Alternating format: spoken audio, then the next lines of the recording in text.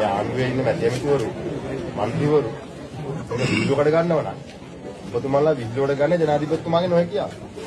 මේ බාරය මේ රටේ විධායක ජනාධිපතිතුමා ඒක අමතක කරන්න එපා. මන්ත්‍රීතුමා දැන් ආණ්ඩුවට චෝදනා කරන්නේ ආර විතරක් අද වෙන්නේ පොඩ ඉන්නවද?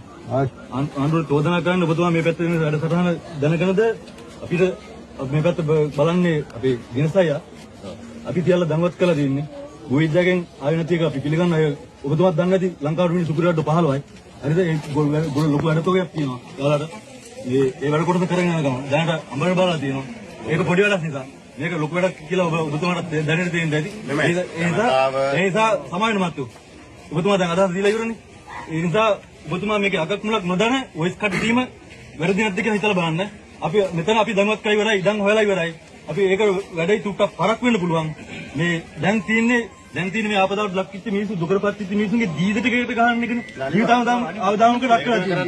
ඒකට තමයි අපි කඳුරු දාක් හදලා ඒ වැඩ ටික කරගෙන යනවා. ඒ වැඩ ටික කරගෙන යනවා. හරිද? ඊට පස්සේ ඉඩම් ටික තෝරගෙන ඉවරයි. ඉඩම් ටික තලයේ තියෙනවා. තලයේ තියෙනවා. අපි දැනුවත්